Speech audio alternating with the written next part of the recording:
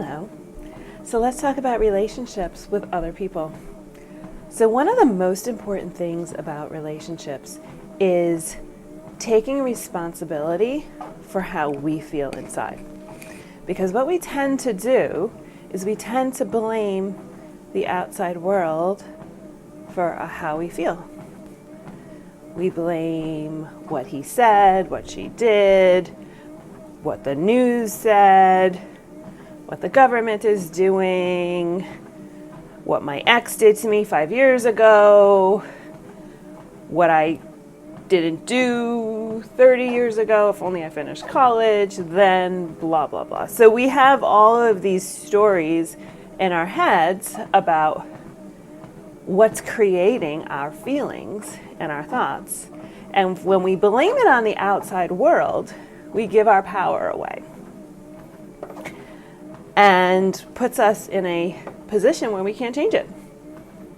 Because if I just have a boss who is a jerk, and I hate then I get to hate my job, I get to be miserable every day when I go to work.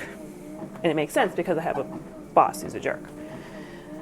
We're putting our emotions off on that boss. Gives our power away. We have no control. What we want to do to get that control back, to feel sovereign in ourselves, so we have power over our own thoughts and feelings, is we take responsibility for our thoughts about the outside world. Okay? So my husband is not annoying me. My thoughts about what he is doing is annoying me. And I'm choosing to think those thoughts, whatever it is. My kids have a lot of shoes. My kids don't put their shoes on the racks. I created racks in our mudroom for my kids to put their shoes on. Very important to me that the shoes are lined up just so on those racks. My kids, not so much. So when they come home, they throw their shoes all over. It makes me mad. And then I think I'm mad at my kids. I'm like, yeah, put your shoes on the racks. You guys don't listen to me. I'm blaming my kids for me feeling upset and angry that the shoes are not perfect. They don't know that energy I'm spending to yell at them, come over, put the shoes on the rack, blah, blah, blah. They don't care. I care. I take control of my own feelings.